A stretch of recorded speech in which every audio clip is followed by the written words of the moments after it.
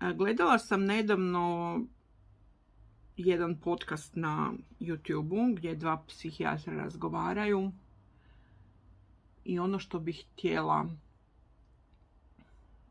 bih zbilja htjela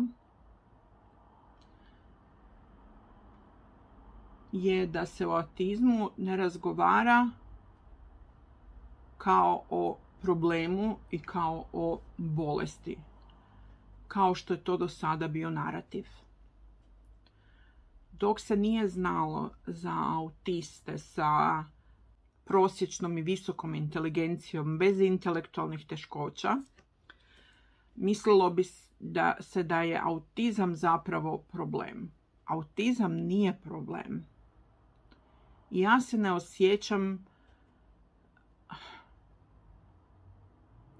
osjećam kao problem. I ne želim biti problem. Problem su komorbiteti koji dolaze sa autizmom, odnosno problem su stanja koja dolaze sa autizmom. Problem je depresija, problem je osjećaj manje vrijednosti, problem je intelektualne teškoće, nekakvi drugi problemi koji dolaze sa autizmom. Neke se mogu umanjiti, ublažiti, neke trebaju zaista veliku brigu i potporu drugih.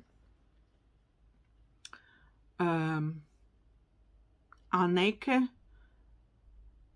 mi možemo riješiti sami.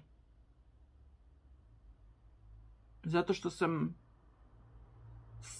samostalna i dovoljno inteligentna da mogu sudjelovati u društvu. Ali mi je potrebno da društvo razumije neurodivergentnost. Da razumije da se društvo sastoji od neurotipičnih i neuroatipičnih i da smo različiti.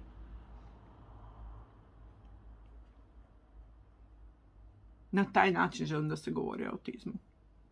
Kako želim da se govori o autizmu? Demistificirano.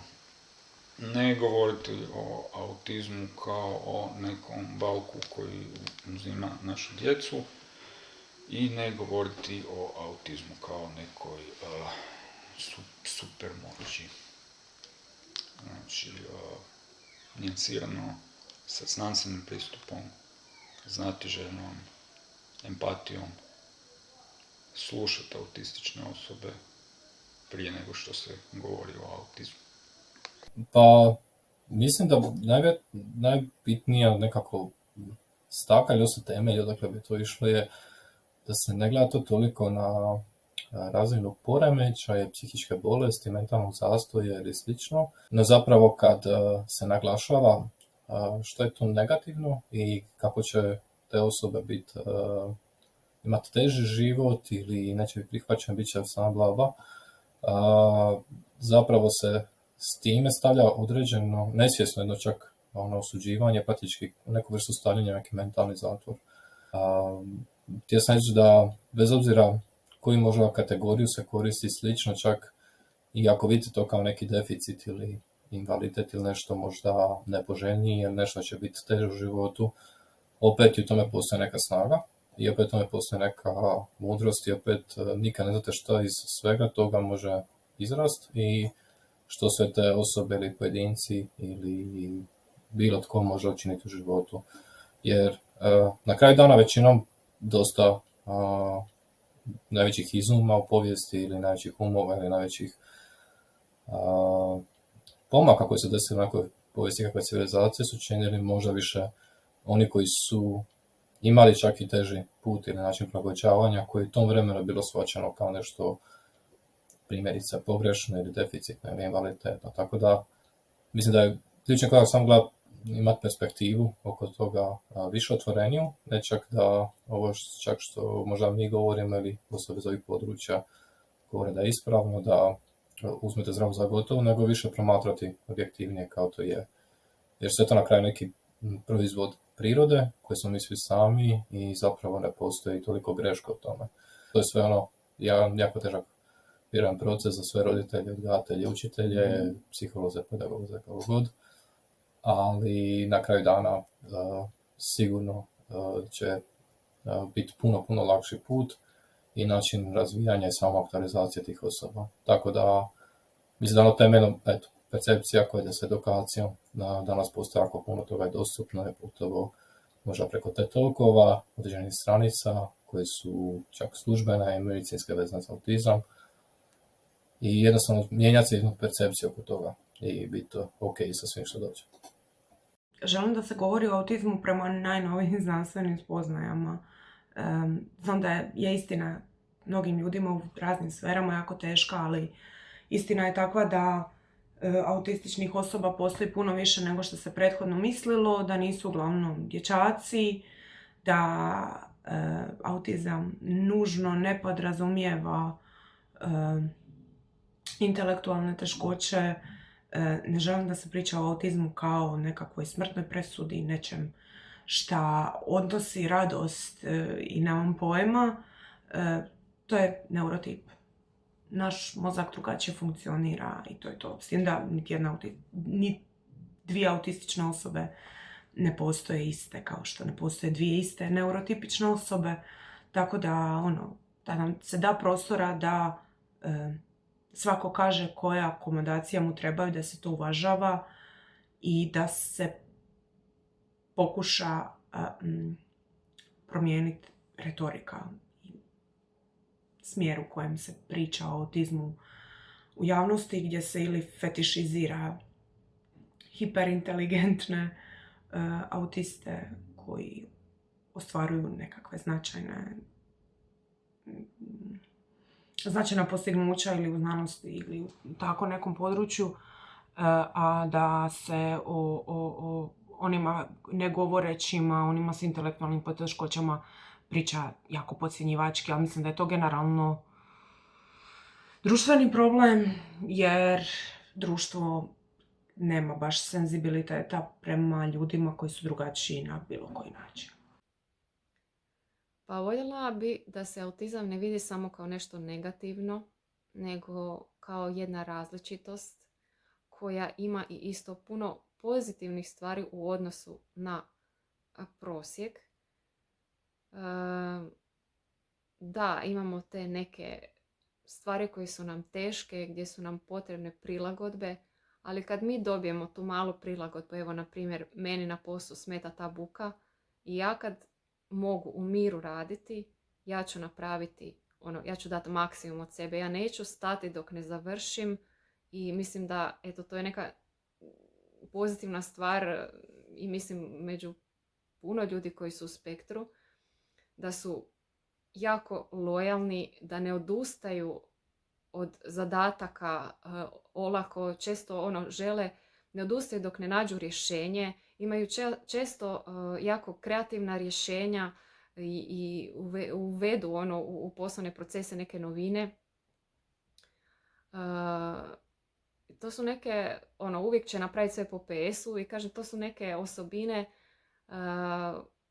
koje se u radnom okruženju mogu itekako cijeniti. Znači te osobe kad dobe tu određenu prilagodbu koja im je potrebna, oni zapravo mogu jako puno doprinijeti društvu.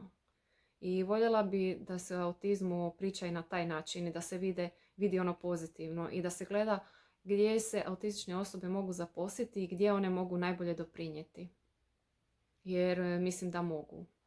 I da se prestane autizmu pričati kao ne izgledaš autistično samo zato što ne plješćem rukama, ne hodam po prstima i da autizam nije nešto što se vidi, što ti piše na čelu i da samo zato što šutim, to ne znači da se mučim sa stvarima oko mene, sa tom galamom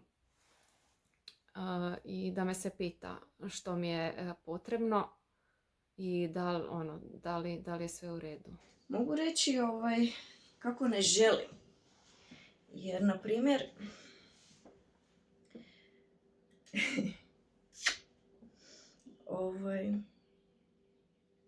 čisto ljudi znaju skomentirati kad kažem da sam autistična, kao ili ne, to je teška dijagnoza, to su teško bolesni ljudi, djeca, nebitno. Znaš ti kako to izgleda, to nema veze s tobom. Ili je drugi nekakav respons, ma da, i ja sam isto autistična, nebitno, ne? I onda prelazi priča na njene boli, ali nebitno. Tako da, nije da su to samo tako dvije stvarčice, ali ako recimo ćemo gledat nekakve te stereotipe što ljudi misle da je autizam, da su to, ne znam, retardirani ljudi, da isključivo to mora biti, ne znam, bi ja trebala okolo se bacati ili šta već raditi da bi bila stvarno autistična. Onda bi mi bilo zapravo baš drago da ljudi shvate da je to jednostavno moja razlika unutar mog mozga, mog tijela, kako ja prihvaćam, shvaćam, vidim, doživljavam svijet oko sebe. Znači, jednostavno na drugačiji način, isto kao što ja moram razumjeti da i neurotipični ljudi shvaćaju, vide, doživljavaju svijet drugačije od mene. I ne moram niti u svakom segmentu razumjeti, niti mene mora svako u svakom segmentu razumjeti, ali je čisto ok i prihvaćanje i tog nerazumijevanja. Jednostavno, znači, pustit osobu na miru u nečemu u čemu je, ako je potrebno.